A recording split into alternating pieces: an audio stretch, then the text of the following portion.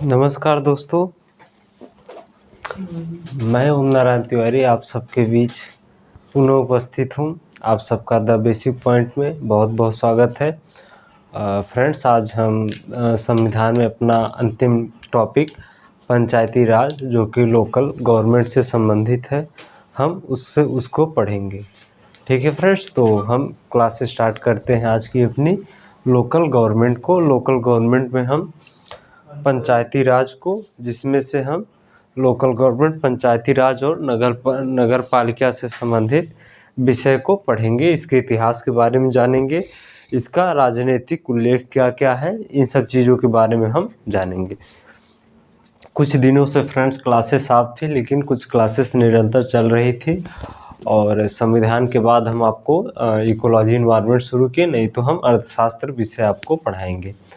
और फ्रेंड्स, उम्मीद करते हैं क्लासेस आपको अच्छी लग रही होंगी और इसको लाइक शेयर ज़रूर करिए, अपना प्यार ज़रूर बनाइए। और इसके बाद आपको जैसे ये कंप्लीट होगा, ठीक है, पंचायती राज और नगर पालिका छोटा टॉपिक है। इसके बाद जितने सारे आयोग हैं, ठीक है, चाहे वो संघ लोक सेवा आयोग हो, राज्य लोक सेवा आयोग हो, निर्वाचन आयोग हो, परिसीमन आयोग हो, सभी आयोग को हम एक एक करके सारे आयोग को पढ़ेंगे। ठीक है, और आयोग के पढ़ने के बाद हमारा टॉपिक समाप्त हो जाएगा। फिर हम अर्थशास्त्र को जानेंगे और अर्थशास्त्र को पढ़ेंगे।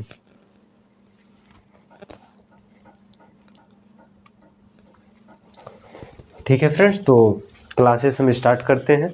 लोकल गवर्नमेंट, पहले हम इतिहास जान लेते हैं। स्थानीय सरकार का मतलब क्या होता है? लोकल गवर्नमेंट का मतलब होता है स्थानीय सरकार। और स्थानीय सरकार का मतलब होता है कि जहाँ पे शासन की ऐसी व्यवस्था जिसमें निचले स्तर पर लोगों की भागीदारी होती है। ठीक, शासन की ऐसी व्यवस्था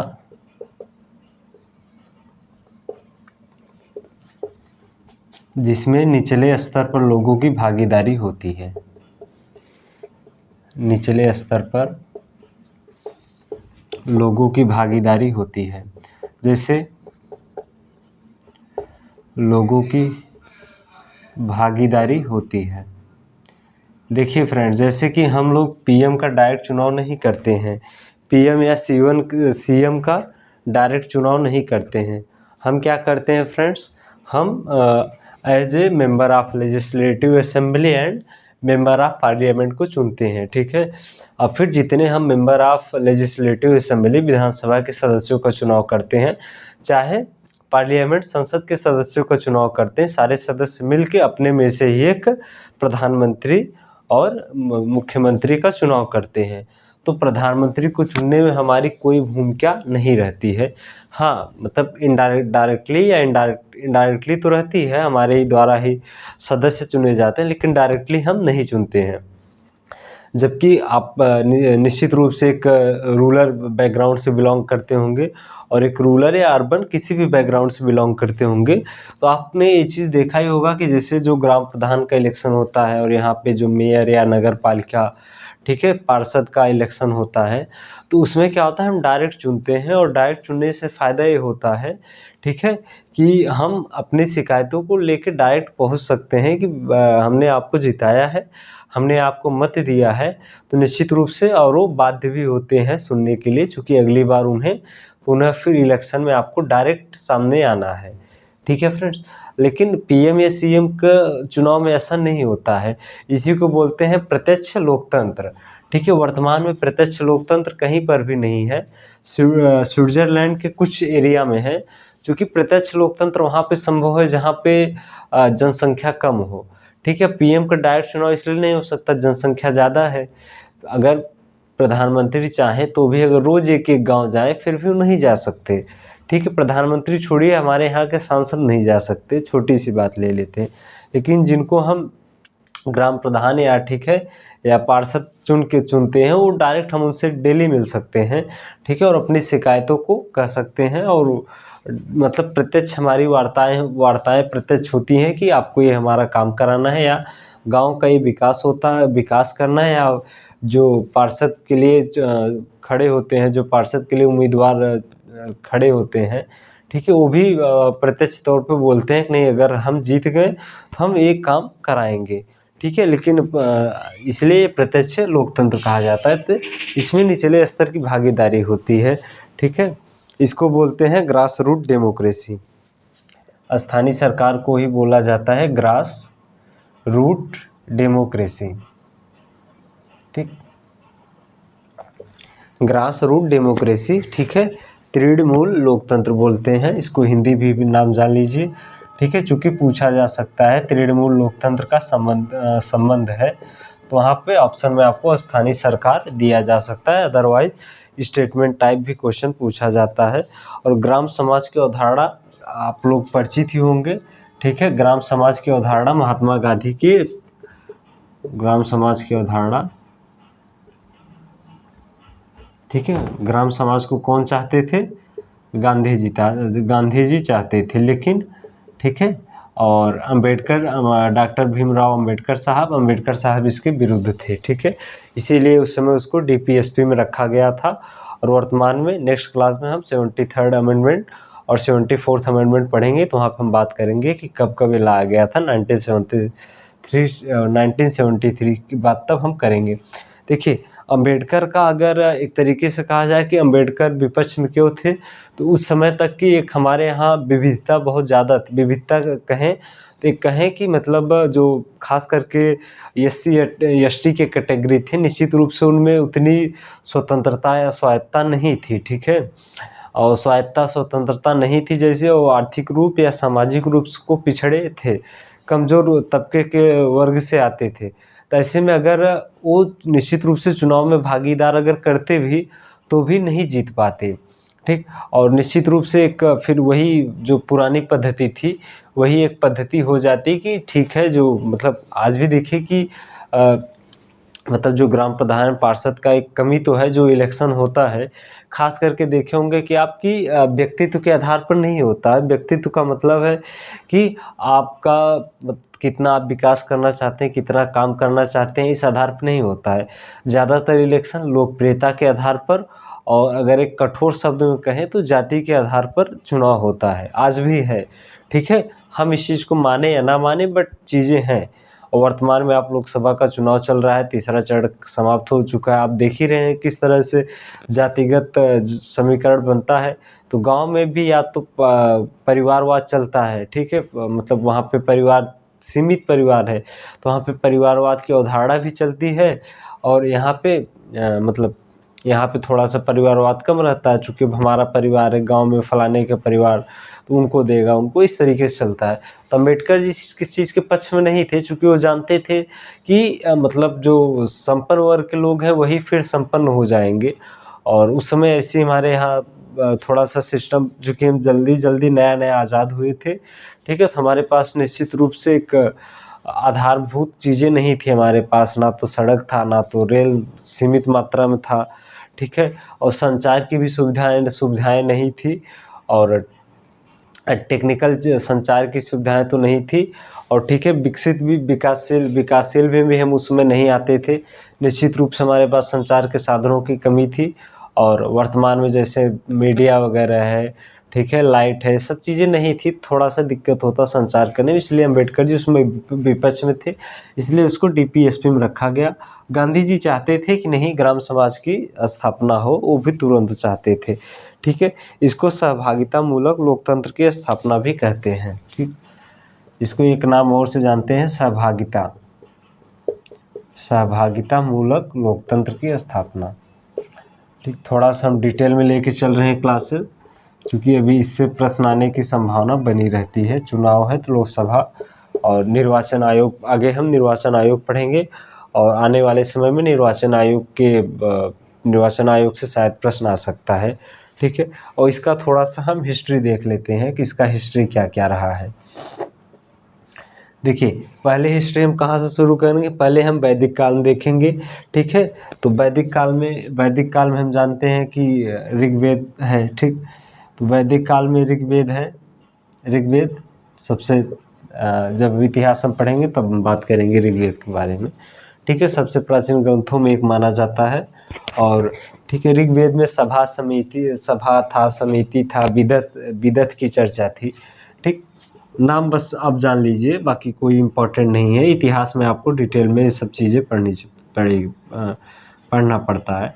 सभा समिति विधत की चर्चा है, और आप लोग निश्चित रूप से विषय के जानकार तो होंगे ही होंगे, तो निश्चित रूप से चीज़ें आपको पता होगी। ठीक है, मौर्य काल में, ठीक है, मौर्य काल में सबसे ज़्यादा विकास हुआ है मौर्योत्तर काल में।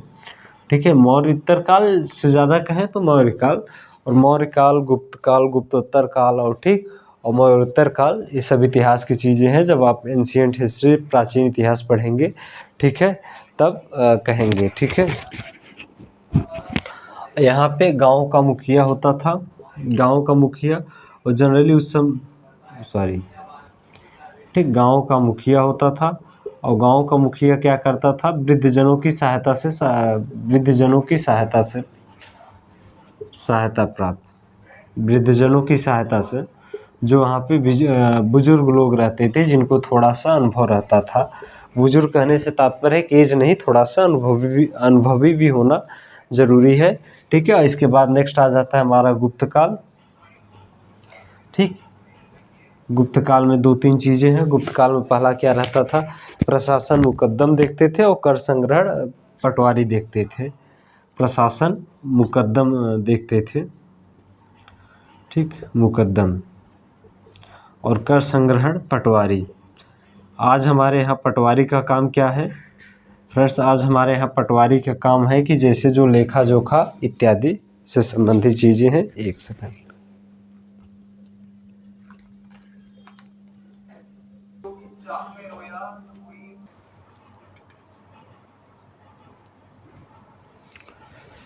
ठीक है फ्रेंड्स, तो हम बात कर रहे थे गुप्त काल में, गुप्त काल में बंटवारा किस तरह होता है।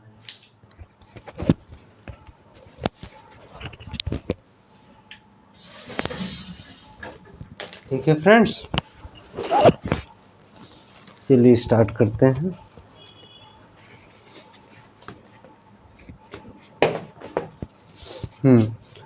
प्रशासन कौन देखता था? मुकद्दम देखते थे। ठीक, कर संग्रहण किसके पास था? कर संग्रहण, ठीक है, टैक्स कलेक्शन। कर संग्रहण का मतलब होता है टैक्स कलेक्शन। ठीक, जो वर्तमान पद्धति से बिल्कुल भिन्न था। विषयों का बंटवारा चौधरी के पास रहता था। अब हम बात करते हैं मुगल काल की। ठीक, मुगल काल, मुगल काल में कुछ पढ़ना ही नहीं, चूँकि कमज़ोर रही है, नाम मात्र की से रही है। ठीक, तो मुगल काल में स्थानीय शासन की भूमिका रही ही नहीं है, स्थानीय प्रशासन पे ध्यान नहीं दिया गया था। ठीक, अब यहाँ से आगे से हम ब्रिटिश शासन बात करते हैं, चूँकि मुगल का मतलब नहीं है। ठीक,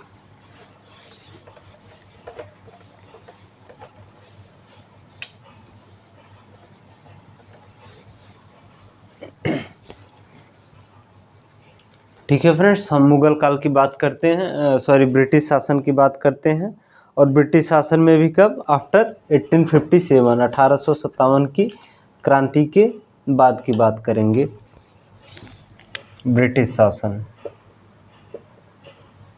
ठीक, ब्रिटिश में भी आफ्टर 1857, 1857 की क्रांति।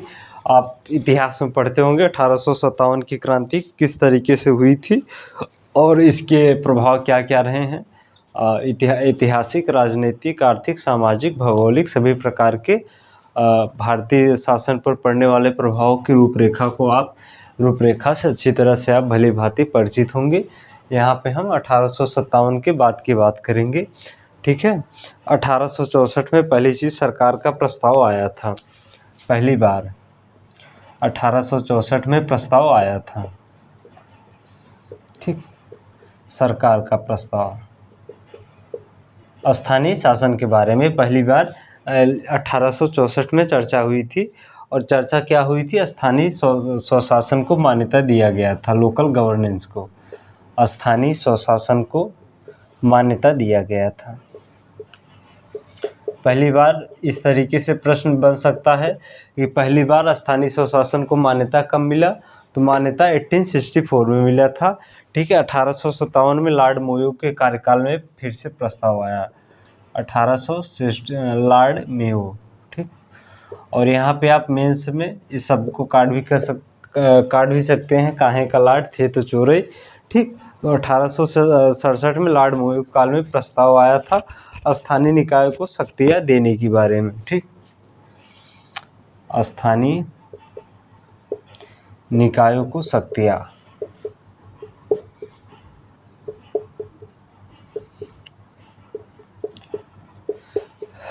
दी जाए। अब सोच लीजिए आप 1864 से बात होते होते 1973 में, ठीक है, लगभग 200 मतलब 200 साल का कार्यकाल लग गया, 100 साल से अधिक का कार्यकाल, 100 साल का। ठीक, 1800 मतलब लगभग 100 साल के आसपास, 110 साल के आसपास लग गया उसको एक संवैधानिक मान्यता या संवैधानिक रूपरेखा मिलते मिलते। ठीक है, इसके पहले जो चुनाव वगैरह होते थे तो उनके पास उतनी शक्ति नहीं रहती थी। जब तक किसी चीज़ में संविधान द्वारा जब शक्ति प्रदत्त होती है तो शक्तियाँ मायने रखती है। अभी आप चुनाव होता है, उसका रिजल्ट जारी होता है, उसको एक अलग शक्ति है और हर चीज़ आप अपने मनमाने ढंग से नहीं कर सकते। संविधान प्रदत्त द्वारा शक्ति का ही आप उपयोग करेंगे, न कि अपने मनमानी तरीके से। ठीक, 1867 में स्थानीय निकायों को शक्तियाँ दी जाए लॉर्ड मेयो के कार्यकाल में। ठीक है, इसके बाद फिर 1922 में लॉर्ड रिपन आते हैं। 1922 में रिपन आते हैं, लॉर्ड रिपन। ठीक है, रिपन आते हैं, रिपन प्रस्ताव पारित करते हैं, प्रस्ताव। ठीक, और प्रस्ताव पारित, ठीक, पहली बार 1922 में।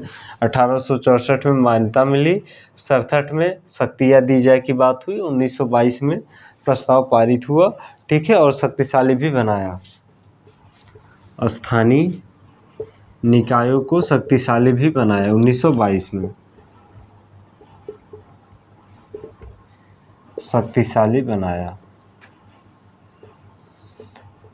1922 में आते आते रिपन के कार्यकाल में। ठीक है, लॉर्ड रिपन या रिपन कहिए आप। ठीक है, जिला स्तर पे जिला बोर्ड और तालुका स्तर पे तालुका बोर्ड की बात किया गया था।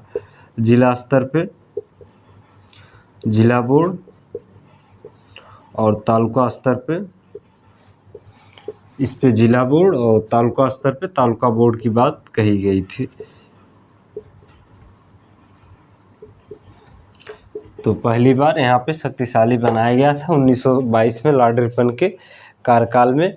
स्थानीय स्वशासन का इसको मैग्ना कार्टा भी कहा जाता है। ठीक, क्योंकि यहाँ से पहली बार चर्चाएं हुई थी, तो इसको स्थानीय स्वशासन का मैग्ना कार्टा। जैसे मूल अधिकार जब आपको हम पढ़ाए थे तो उसमें बताए थे, इंग्लैंड के जो आया था एक्ट, ठीक है, उसको मैग्ना कार्टा इसीलिए कहा गया था, अधिकारों का मैग्ना कार्टा। मैग्ना कार्टा का मतलब होता है एक तरीके का अधिकार पत्र। ठीक है, मतलब ऐसा पत्र या ऐसा मतलब एक्ट, ऐसा अधिनियम जिसके द्वारा हमें अधिकार प्राप्त होता है, उसको मैग्ना कार्टा का नाम दिया जाता है। ठीक है, आधुनिक भारत में स्थानीय स्वशासन का जनक भी इन्हीं को माना जाता है। आधुनिक भारत में स्वशासन का जनक ब्रिटिश, ठीक है, ब्रिटिश गवर्नर थे लॉर्ड रिपन 1922 में। ठीक है, इसके बाद आता है शाही आयोग। शाही आयोग आता है। ठीक है, तो ठीक है फ्रेंड्स,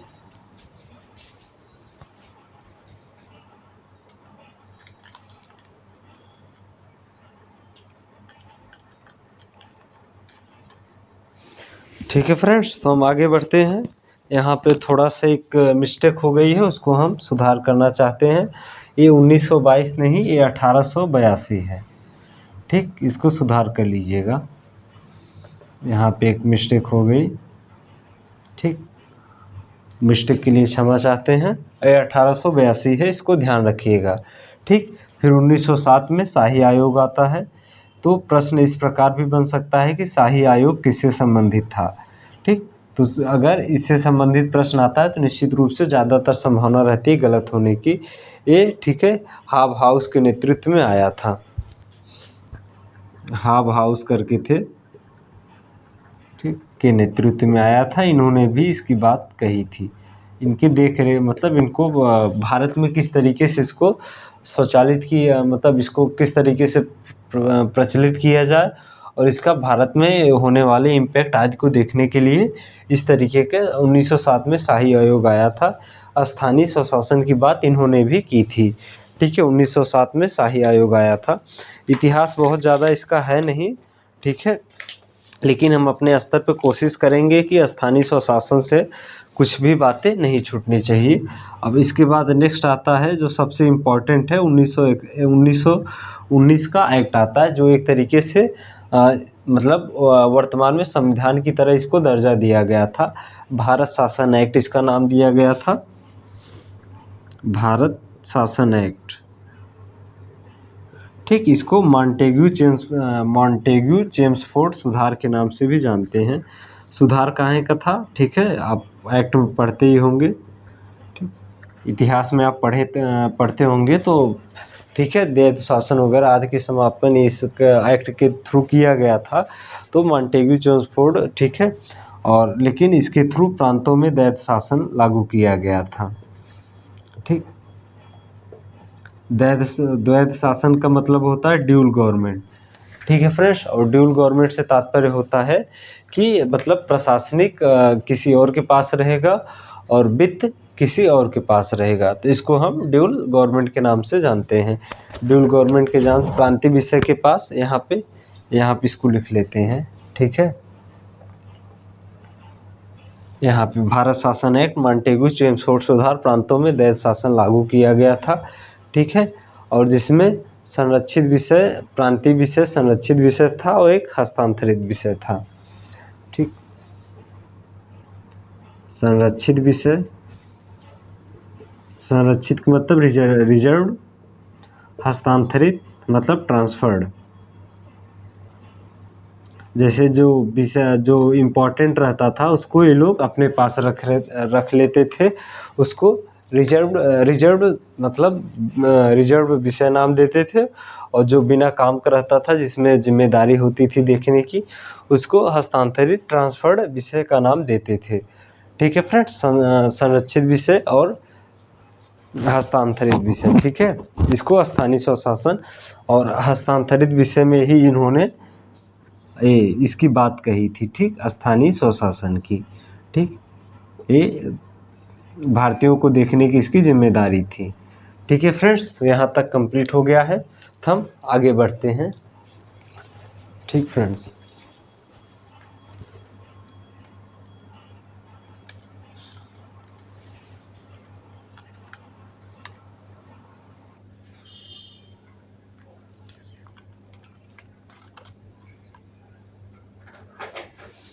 ठीक है फ्रेंड्स, तो हम आगे बढ़ते हैं और अब हम बात करेंगे 1935 के एक्ट से। ठीक, फिर इसके बाद हम संविधान निर्माण पे, वर्तमान पे आ जाएंगे। संविधान निर्माण में स्थानीय स्वशासन या स्थानीय सरकार की किस तरीके से भूमिका हुई और किस तरीके से चीज़ बढ़ा है।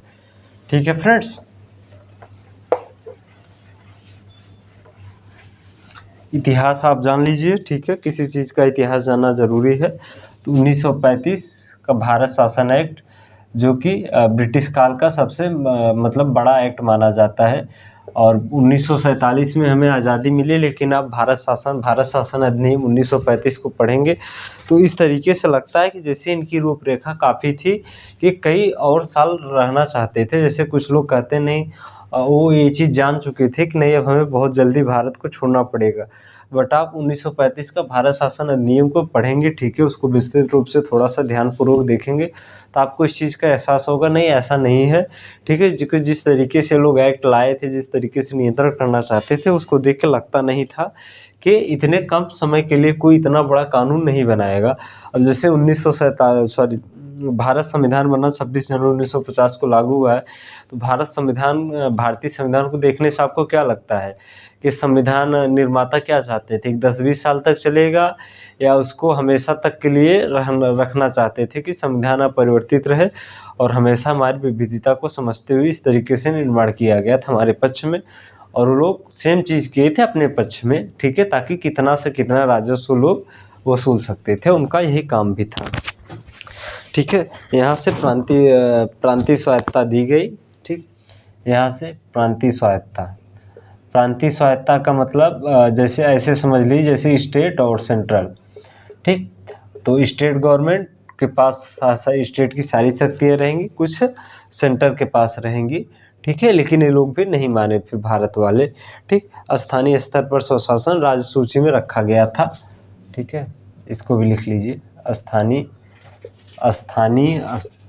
स्तर पर स्वशासन राज्य सूची। ज़्यादातर ये विषय अपने केंद्र मतलब संघ सूची में रखते थे, कुछ राज्य सूची में रखे थे। ठीक, राज्य सूची में रखे थे 1935 के भारत शासन अधिनियम। अब हम बात संविधान निर्माण की कर लेते हैं। संविधान निर्माण के समय क्या क्या प्रोसेस हुआ था। हम आपसे बात कर चुके हैं कि गांधी जी लोकल गवर्नमेंट के पक्ष में थे, लेकिन डॉक्टर भीमराव अंबेडकर इसके पक्ष में नहीं थे। ठीक है, और इसका मतलब गांधीवादी समर्थक थे और गांधीवादी समर्थक। महात्मा गांधी जी पहले से ही बहुत पहले से चाहते थे स्थानीय स्तर पर, मतलब इनडायरेक्टली या इन शॉर्ट वो प्रत्यक्ष लोकतंत्र के समर्थक थे। ठीक है, और स्थानीय समर्थक, इसके बाद श्रीमान नारायण अग्रवाल थे, ये भी समर्थक थे। ठीक है, गांधीवादी समर्थक श्रीमान नारायण अग्रवाल, नाम देख लीजिएगा, नारायण अग्रवाल, श्रीमान नारायण अग्रवाल गांधी जी के समर्थक में थे। इस तरीके से भी प्रश्न पूछा जा सकता है कि गांधीवादी समर्थक में कौन थे, तो ये श्रीमान नारायण अग्रवाल जी थे, जिन्होंने गांधीवाद की समर्थन का। ठीक है, और स्थानीय स्वशासन को गांधीवादी समर्थक ये क्या चाहते थे कि स्थानीय स्वशासन को संवैधानिक दर्जा मिले, संवैधानिक दर्जा मिले। तो ये संवैधानिक दर्जा मिलने के पक्ष में थे। ठीक है, गांधीवादी समर्थक श्रीमान नारायण अग्रवाल स्थानीय स्वशासन को संवैधानिक दर्जा के पक्ष में थे। ठीक है, स्थानीय स्वशासन संवैधानिक दर्जा इसको नहीं मिला। ठीक, ये आप जानते हैं आर्टिकल 40 में इसको बल्कि रखा गया था। आर्टिकल 40 हम लोग जानते हैं कि डीपीएसपी का पार्ट है। ठीक है, राज्य के नीति निर्देशक तत्व में इसका मतलब होता है कि डीपीएसपी में मतलब इसे डीपीएसपी, देखिए डीपीएसपी एक तरीके से समझ लेते हैं, एक है डीपीएसपी और एक है एफडी मतलब फंडामेंटल ड्यूटीज। डीपीएसपी का मतलब क्या है, राज्य का नागरिकों के प्रति कर्तव्य। ठीक, मतलब राज्य कोशिश करेगा कि जो डीपीएसपी में लिखी गई बातें हैं वो समय आने पे थोड़ा सा पैसा हो जाए या थोड़ी सी चीज़ें विस्तृत रूप में हो जाए, सशक्त होने पे ये नागरिकों को मुहैया कराया जाएगा।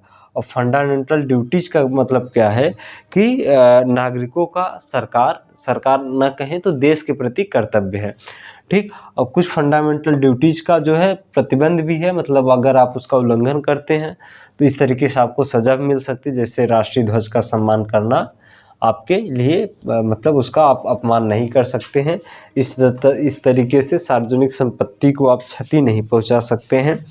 ठीक, तो आर्टिकल 40 क्या है, डीपीएसपी में इस चीज़ को रखा गया था। राज्य पंचायतों का संगठन करे, उन्हें शक्तियाँ दे ताकि वे शासन की इकाई बने।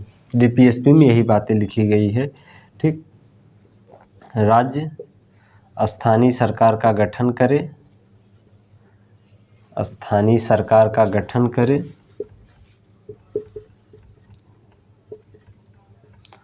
शक्तियाँ दे ताकि वे शासन की एक इकाई बन सके, शासन की एक इकाई बन सके। आर्टिकल 40 आपका क्लियर हो गया। तो कहाँ कहाँ उल्लेख है, ठीक है, 1935 से लेके और ठीक है शाही आयोग आदि हमने चर्चा कर लिया है। ठीक है, पंडित नेहरू की थोड़ी सी हम बातें कर लेते हैं। ठीक है, कि इनका क्या मत था। ठीक, गांधी जी आप जानते हैं गांधी जी संविधान सभा के सदस्य नहीं थे, फिर भी ये समर्थक थे। संविधान सभा में बनने में इनका कोई योगदान नहीं था। पंडित नेहरू जी संविधान सभा के सदस्य थे और समिति के अध्यक्ष भी कुछ रहे हैं। इस चीज़ पे हम बात करते हैं पंडित नेहरू क्या था। ये सामुदायिक विकास कार्यक्रम 1922 में भी लाए थे। सामुदायिक विकास कार्यक्रम 1922 में लाए थे। समुदायों के विकास से संबंधित कार्यक्रम एक बार किसी एग्जाम में पूछा गया था। ठीक है, सामुदायिक विकास कार्यक्रम किससे संबंधित था। ठीक है, इसको कौन लाया था, तो वहाँ पर उत्तर था पंडित जवाहरलाल नेहरू। ठीक है, और पंचायती राज सामुदायिक मंत्रालय का भी गठन किए थे। पंचायती राज सामुदायिक मंत्रालय, सामुदायिक मंत्रालय इसका भी गठन किए थे। ठीक, पंचायती राज सामुदायिक मंत्रालय पंडित नेहरू की विचारधारा से। इसके बाद राष्ट्रीय विस्तार सेवा पे आया था। इसके बाद हम बलवंत राय मेहता समिति 1957 की बात करते हैं। ठीक, अब इसके समिति पर हम बात कर लेते हैं। बलवंत राय मेहता समिति, तो पहला प्रश्न देखिए, पहले तो यही पूछते थे कि बलवंत राय मेहता समिति किससे संबंधित है, लेकिन अब थोड़ा सा प्रश्न का प्रारूप बदल गया है, तब इसमें लिखी गई बातों को भी पूछते हैं। तो पहली चीज़ आप याद रखेंगे, बलवंत राय मेहता समिति किससे संबंधित थी। बलवंत राय मेहता समिति पंचायती राज या लोकल गवर्नमेंट से संबंधित थी। और कब इसका गठन हुआ था, तो 1957 में हुआ गया था।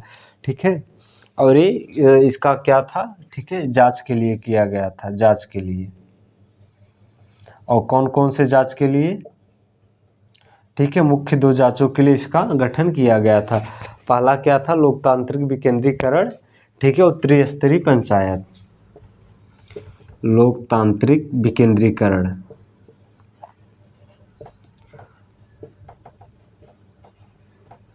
ठीक, त्रिस्तरीय पंचायत।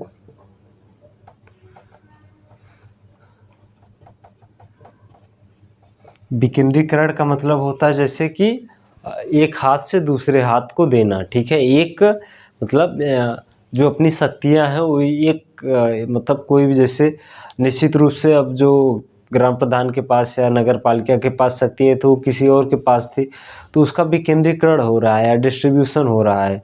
ठीक, डिस्ट्रीब्यूट तो नहीं कह सकते, ट्रांसफर एक तरीके से होता है। ठीक, इस तरीके से क्या था कि लोकतांत्रिक विकेंद्रीकरण का मतलब ये है कि डेमोक्रेटिक, ठीक है, ट्रांसफर। और विकेंद्रीकरण का मतलब होता है कि एक हाथ से दूसरे हाथ को जाना, ठीक है, शक्तियों का, उसको विकेंद्रीकरण। अब यहाँ पे शक्तियाँ स्थानीय सरकार के पास भी आ जाए, स्थानीय स्वशासन के पास आएगी, तो इसको लोकतांत्रिक विकेंद्रीकरण का नाम देते हैं। ठीक है, और यहाँ पे इनका सुझाव क्या आया था, सुझाव हम देख लेते हैं। जिला स्तर पर जिला परिषद की बनाने की बात कही गई थी। ठीक है, जिला स्तर पर जिला परिषद। ठीक, और इसका अध्यक्ष कौन, अध्यक्ष इसको जिलाधिकारी को बनाने की ही बात कही गई थी, जो कि वर्तमान में नहीं है। ठीक, अध्यक्ष डीएम या डिस्ट्रिक्ट मजिस्ट्रेट या जिलाधिकारी की बात कही गई थी। खंड स्तर पर पंचायत समिति और ग्राम स्तर पर ग्राम पंचायत। खंड स्तर पर पंचायत समिति, ग्राम स्तर पर ग्राम पंचायत।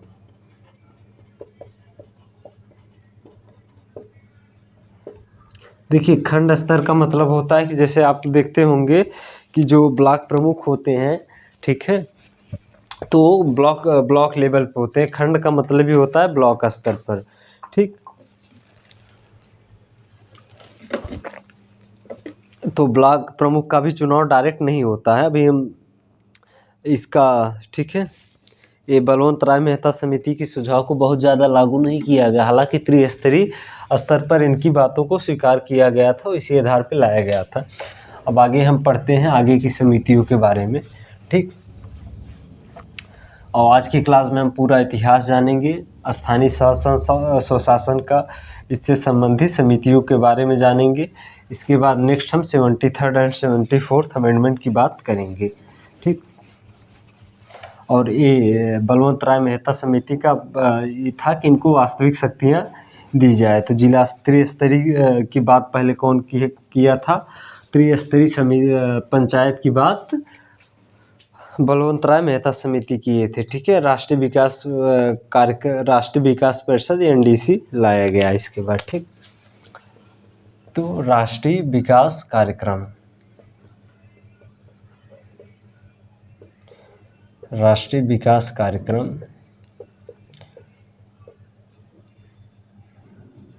नेशनल डेवलपमेंट कमेटी, ठीक, नेशनल डेवलपमेंट कमेटी, राष्ट्रीय विकास परिषद काउंसिल, सॉरी, नेशनल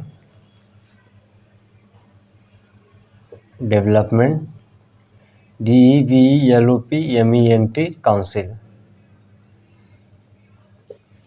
राष्ट्रीय विकास कार्यक्रम NDC स्वीकृत हो गया था, ठीक है। 1928 में 1958 में आंध्र प्रदेश के प्रायोगिक आंध्र प्रदेश में, ठीक, 1958 में आंध्र प्रदेश में,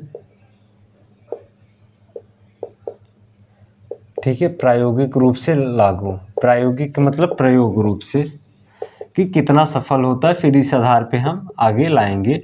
मतलब प्रैक्टिकल जिसे हम कहते हैं कि प्रैक्टिकल कोई चीज़ हम कब देखते हैं, पहले हम किसी चीज़ का प्रैक्टिकल ही करते हैं, प्रैक्टिकली अगर वो सफल होता है तो इसके बाद हम उस पर विचार करते हैं आगे के लिए, ठीक है। तो प्रथम राज्य कौन सा था? प्रथम राज्य है राजस्थान का, ठीक। प्रथम बार कहाँ लागू हुआ था? राजस्थान का, और नागौर जिला के बगदारी गांव में, ठीक, पहली बार नागौर बगदारी या बगदारी ऐसे करके गांव है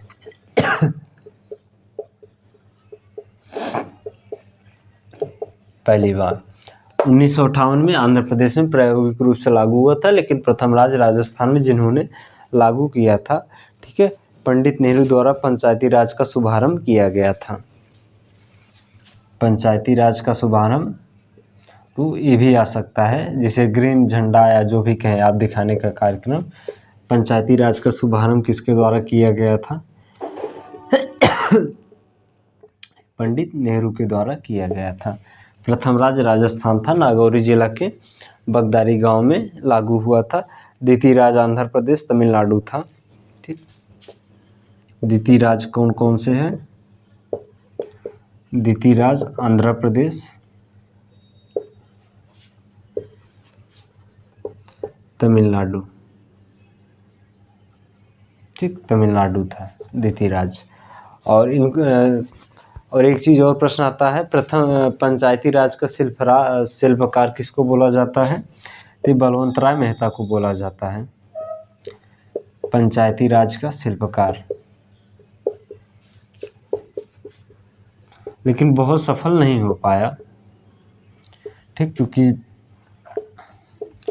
एक एक्ट के थ्रू लाया गया था, राष्ट्रीय विकास कार्यक्रम के थ्रू, इसको संवैधानिक दर्जा नहीं था, और जब तक किसी चीज़ का संवैधानिक दर्जा नहीं होता है, वास्तविक शक्तियाँ उसको प्राप्त नहीं होती है, ठीक है। इसके बाद 1962 में चीन युद्ध हो गया, 1965 में, ये सब चीज़ें, ठीक है, इसको यहाँ पर लिख लेते हैं। 1962 में चाइना वार, ठीक, 1965 में पाकिस्तान वार,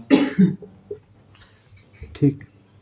इन सब कारणों से इस पर चर्चा नहीं हुई, ठीक है, चूँकि देश इस समय जब आप एक युद्ध में मतलब आप एक युद्ध कर रहे होते हैं, तो उस समय क्या रहता है कि पहले हम सारी चीज़ों को छोड़ के विकास क्या है, कैसे है, अधिकार, इन सब बातों पर नहीं करते, पहले अपनी रक्षा करते हैं, ठीक है। पहले हम अपने खुद की मतलब अपने देश भूमि की रक्षा करते हैं, इसके बाद हम और सारी चीज़ों की बात करते हैं। 1971 में भी वार हुआ था, 1965 में भी पाकिस्तान वार, 1971 में पाकिस्तान वार हुआ, ठीक। 1975 में इमरजेंसी आ गई थी, ठीक। तो इसलिए मतलब इधर विकास नहीं हो पाया था पंचायती राज का, खास करके इस पे ध्यान नहीं दिया गया था, ठीक है। इसके बाद अशोक मेहता समिति 1977 में बनती है, ठीक। यहाँ से आगे बात होती है अशोक मेहता समिति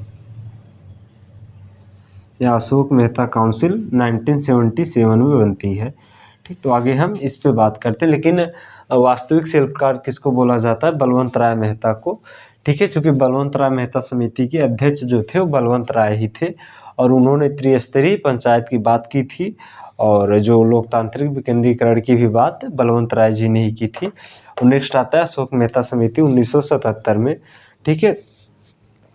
इसके अध्यक्ष मोरारजी देसाई थे, अध्यक्ष मोरारजी देसाई, सॉरी अध्यक्ष नहीं थे, मोरारजी देसाई उस समय ये प्रधानमंत्री के पद पर थे। ठीक, अब इन्होंने द्विस्तरीय की बात कही थी। ठीक है, त्रिस्तरीय की बात नहीं, द्विस्तरीय। ठीक है, मतलब सेकंड लेवल की बात की थी। ठीक है, फर्स्ट एंड सेकंड लेवल की बात की थी। ठीक है, जिला पे इन्होंने जिला परिषद की बात की थी। जिला स्तर पे इन्होंने जिला परिषद या डिस्ट्रिक्ट काउंसिल की बात की थी। तो इनकी भी बातें मानी गई थी, लेकिन एक हद पर नहीं। फिर आगे जो और समितियां बनती हैं उस पे हम बात करते हैं। जिला स्तर पे जिला समिति, मंडल पंचायत। ठीक है, और इसके बाद यहाँ पे एक मंडल पंचायत की बात की थी। मंडल पंचायत लगभग 15 से 20 हज़ार जनसंख्या पे। ठीक है, जनसंख्या के आधार पर बात की थी। तो यहाँ पे अभी जनसंख्या के आधार पे ग्राम प्रधान का चुनाव होता तो है निश्चित रूप से। ठीक है, लेकिन उस समय ये मंडल स्तर पे पंचायत की बात पहली बार अशोक मेहता समिति में की गई थी। इसके बाद ये दलगत चुनाव की बात किए थे, संवैधानिक दर्जा की बात किए थे। दलगत चुनाव देखिए, जैसे अभी क्या है कि बीजेपी है, कांग्रेस है, सपा है, बसपा है, तृणमूल कांग्रेस है। ठीक, तो इतनी सारी पार्टियां हैं। जो हमारे यहाँ अभी चुनाव हो रहा है क्या दलगत चुनाव है। ठीक है, एक दल के द्वारा होता है, लेकिन ग्राम प्रधान या पंचायत के इलेक्शन से दल के द्वारा नहीं होता है। ठीक है, आप व्यक्तिगत तौर पे लड़ते हैं, व्यक्तिगत तौर पे पार्टिसिपेट करते हैं। ठीक है, आप जैसे पार्टिसिपेट करना बोलते हैं या उम्मीदवार भाग लेते हैं, इस तरीके का शब्द आप प्रयोग करेंगे। ठीक है, आप बोलचाल की भाषा में भले आप कह सकते हैं कि हम चुनाव लड़ रहे हैं, लेकिन ये है कि हम चुनाव में पार्टिसिपेट कर रहे हैं या हम चुनाव में मतलब अपना नामांकन किए हैं और चुनाव में हम अपनी प्रतिभागिता दर्ज कर रहे हैं, इस तरीके का शब्द आप प्रयोग करेंगे। तो दलगत चुनाव की बात किए थे, संवैधानिक दर्जा की बात किए थे, और टैक्सेशन कराधान पावर की टैक्स पावर की भी बात किए थे। ठीक, आरक्षण की भी बात किए थे, जबकि बलवंत राय मेहता समिति में आरक्षण की बात नहीं थी। तो पंचायती राज में आरक्षण की बात प्रथम बार अशोक मेहता समिति में की गई थी। तो इस तरीके का प्रश्न आपसे बनने की संभावना रहता है। हम आपको पढ़ा रहे हैं तो हम बीच बीच में भी चर्चा करते हैं कि भई किस तरीके का प्रश्न बनने की संभावना रहता है। चूँकि हूबहू तो चीज़ें आने वाली है नहीं, आप भी जानते हैं, हम भी जानते हैं। तो क्या होता है कि हम प्रश्नों पे विचार करते रहेंगे किस तरीके का प्रश्न बन सकता है। ठीक है, और लेकिन मोरारजी देसाई की सरकार गिर गई थी और ये अस्वीकृत हो गया था। ठीक है, यहाँ आप लिख लीजिए, लेकिन सरकार गिरने से प्रस्ताव अस्वीकृत। तो जब सरकार गिर गई तो एक तरीके से ठंडे बस्ते में चला गया। तो आगे हम फिर बात करते हैं।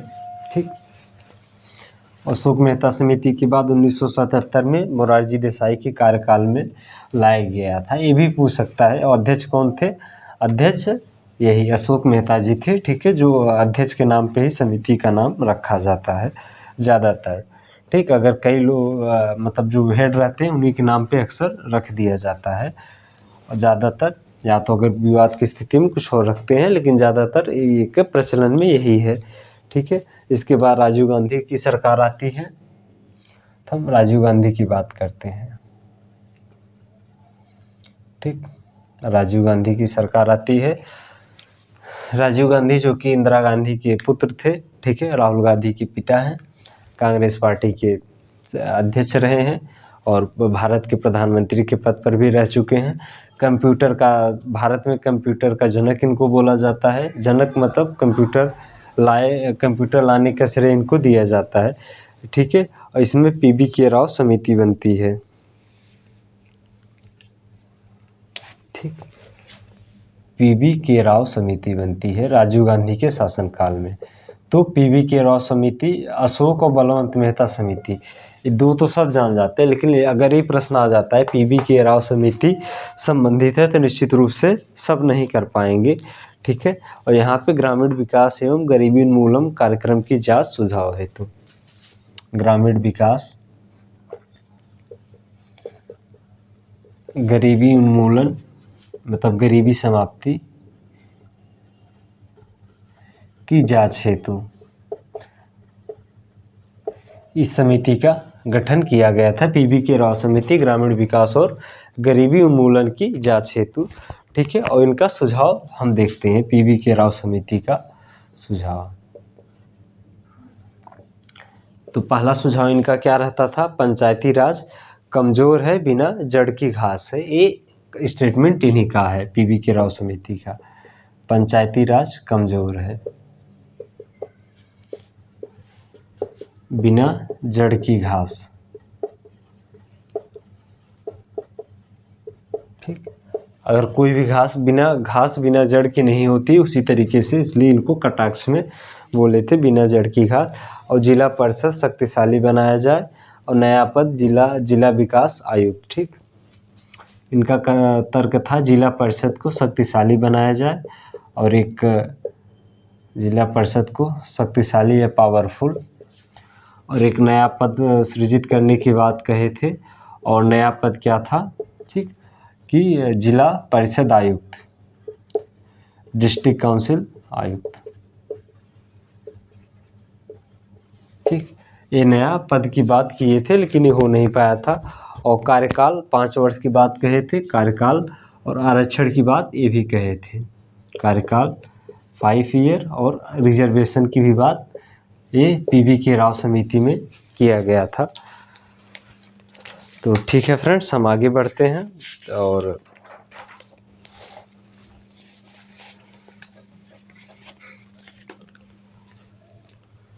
ठीक, इसके बाद आता है एल एम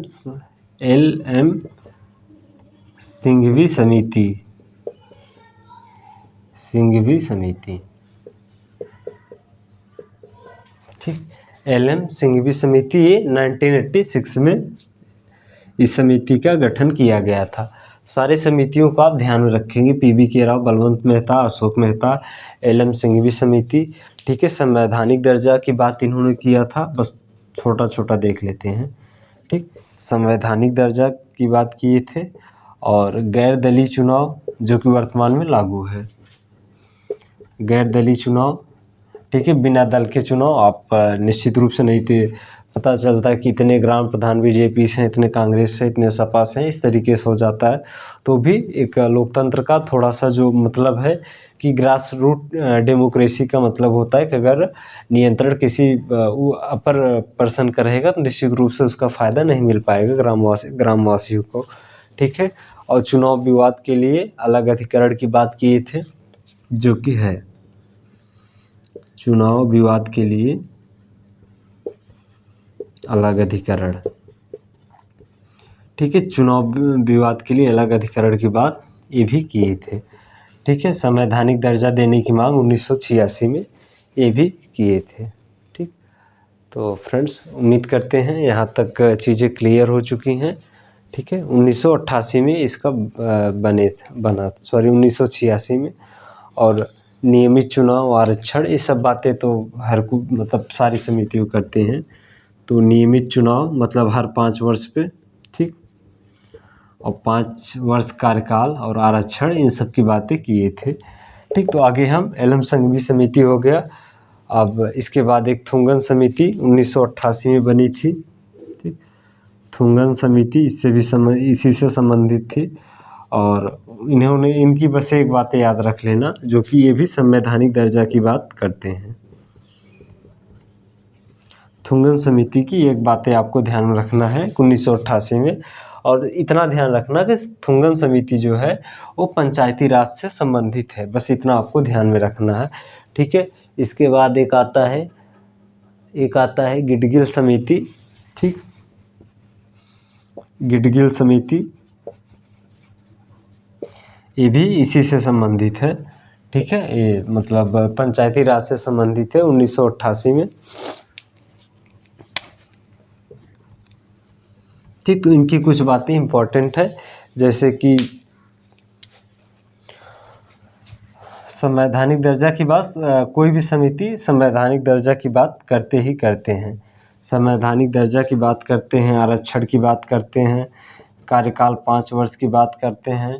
ठीक है, त्रिस्तरीय चुनाव की बात करते हैं, त्रिस्तरीय, और कराधान शक्ति की बात करते हैं कि टैक्सेशन लगाने का पावर हो। ठीक है। और टैक्सेशन लगाने का पावर थोड़ा बहुत जो नेक्स्ट कल की क्लास में हम 73rd अमेंडमेंट जब पढ़ेंगे तो उसमें हम विस्तृत रूप से चर्चा करेंगे। ठीक है। अब संवैधानिक दर्जा देने का प्रयास, इस पे हम बात करते हैं।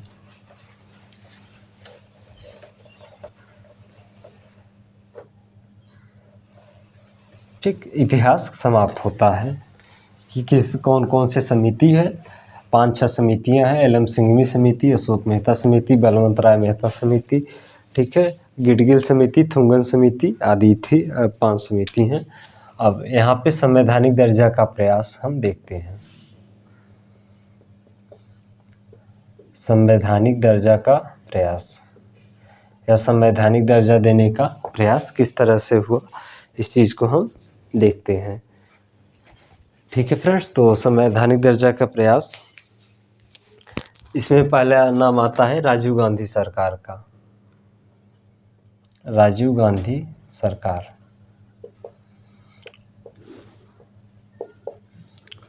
तीन लेक्चर में समाप्त हो जाएगा हमारा पंचायती राज। आज हम इतिहास के बारे में पढ़ रहे हैं।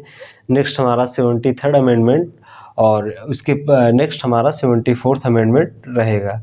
ठीक है, इसके साथ ही हमारा पंचायती राज समाप्त हो जाएगा और इसके बाद हम विभिन्न आयोगों को पढ़ेंगे। परिसीमन आयोग, एससी आयोग, एसटी आयोग, ओबीसी आयोग और चुनाव आयोग, ठीक है, वित्त आयोग आदि हम पढ़ के इसके साथ ही हम अपना संविधान मतलब संविधान पॉलिटी और राज व्यवस्था को समाप्त करेंगे।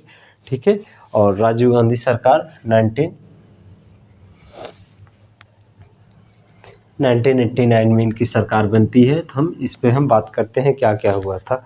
तो ये 64th कॉन्स्टिट्यूशन अमेंडमेंट पहली बार हुआ था। 64th कॉन्स्टिट्यूशन अमेंडमेंट में पंचायती राज का बात किया गया था। पंचायती राज 64th कॉन्स्टिट्यूशन अमेंडमेंट किया गया था। 64th में नगर स्वशासन था। ठीक है, 65th में नगर प्रशासन, जो नगर पालिका है। ठीक,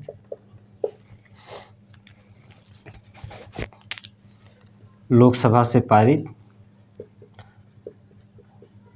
राज्यसभा से नहीं। ठीक, तो लोकसभा से पारित हुआ, राज्यसभा से नहीं, तो कोई मतलब ही नहीं रह गया। इसके बाद बीपी सिंह सरकार 1990 में आती है। ठीक है, बीपी सिंह सरकार 1990, क्योंकि उस समय राजीव गांधी सरकार की राज्यसभा में बहुमत नहीं था और इसलिए वहाँ पे लोकसभा से पारित हो गया था, लेकिन राज्यसभा से पारित नहीं होने के कारण इसका संवैधानिक दर्जा देने का प्रयास राजीव गांधी सरकार का विफल रहा। ठीक है, सीएम का सम्मेलन हुआ। ठीक है, सारे मुख्यमंत्रियों का सम्मेलन हुआ। ठीक, लेकिन फिर भी कोई सफलता नहीं मिली। और ठीक, बीपी सिंह सरकार से समर्थन नहीं मिली। इसके बाद नरसिम्हा राव सरकार आती है 1992 में। ठीक, नरसिम्हा राव सरकार।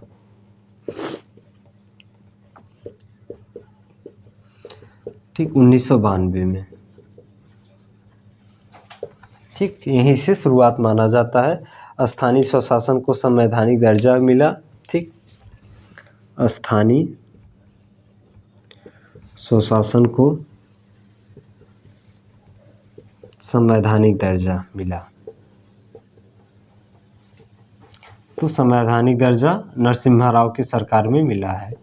ठीक, नरसिम्हा राव की सरकार में मिला है। 73rd में पंचायती राज, 74th में नगर पालिका। 73rd कॉन्स्टिट्यूशन अमेंडमेंट और 74th कॉन्स्टिट्यूशन अमेंडमेंट, अब इसी चीज़ को हमें पढ़ना है। ठीक है, इसमें पंचायती राज 73rd में पंचायती राज की बात कही गई थी और 74th में नगर पालिका की बात कही गई थी। तो ठीक है फ्रेंड्स, स्थानीय स्वशासन को संवैधानिक दर्जा मिला। 73rd कॉन्स्टिट्यूशन अमेंडमेंट पंचायती राज, 74th कॉन्स्टिट्यूशन अमेंडमेंट नगर पालिका से संबंधित थी। ठीक है, अब नेक्स्ट हमारा ये 1992 में किया गया था।